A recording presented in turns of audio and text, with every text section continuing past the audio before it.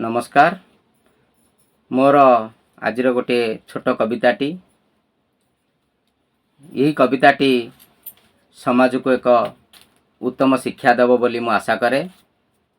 कविताटीर शीर्षक हनु कहूची लगाओ गछ। हनु कहूची लगाओ गछ, परिवेश को रखरे स्वच्छ। जंगल काटी कल सहर, कांदुची आजी आम संसार। बांक बाबूंक बाड़ी रे आउ नाही कांकड़ नाही भी लाउ। चाउल केजी टंकारे देल, चाष बिलकू पड़िया कल। बाड़ीरू गछ काटिल सबू, केमिति आमे चलिबू बाबू। तुमरी पाई प्रकृति आजी हरैलाणी सुषमा राजी।